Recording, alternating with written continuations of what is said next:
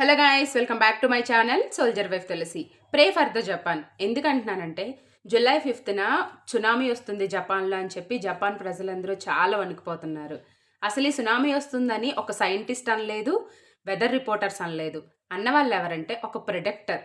ఆమె పేరు రియో టాట్సుకి. ఆమె ఒక మాంగా ఆర్టిస్ట్ అనమాట.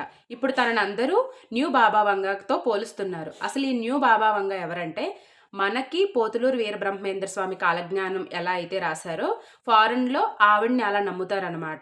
ఈ రియో టాట్సుకి అనే ఆమె 1999లో ద ఫ్యూచర్ ఐసా అనే బుక్ని అయితే తన ప్రొడిక్షన్స్ అన్ని కలిపి రాసిందంట. ఇప్పుడు 1999లో రాసిన బుక్ ఇప్పుడు ఎందుకు అంత హల్చల్ అవుతుందంటే 2011లో ఆల్రెడీ సునామీ వస్తుంది అని చెప్పి ఆ బుక్లో రాసిందంట. అన్నట్టుగానే ప్రొడిక్షన్స్ అయితే జరిగాయి.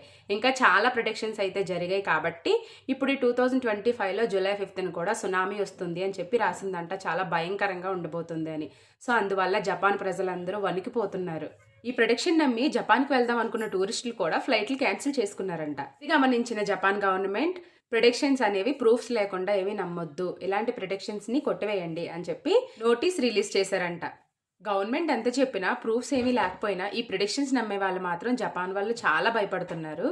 అలాగే జపాన్ ఒక ఐలాండ్ లాంటిదండి, చుట్టూ వాటరే ఉంటుందన్నమాట. ఏదేమైనా ఈ ప్రిడిక్షన్స్ కొంతమంది భయపడుతున్నారు, కొంతమంది కొట్టివేస్తున్నారు. ఎలా అయినా సరే జపాన్కి ఏం కాకూడదని అయితే మనం కోరు. అలాగే ఇలాంటి ఇన్ఫర్మేటివ్ వీడియోస్ కోసం మన ఛానల్ని సబ్స్క్రైబ్ చేసుకోండి. ఇన్ఫర్మేషన్ వర్తి అనిపిస్తే ఒక చిన్న లైక్ చేసి వెళ్ళండి. Thank you so much. Next వీడియోలో కలుద్దాం. అంతవరకు సెలవు.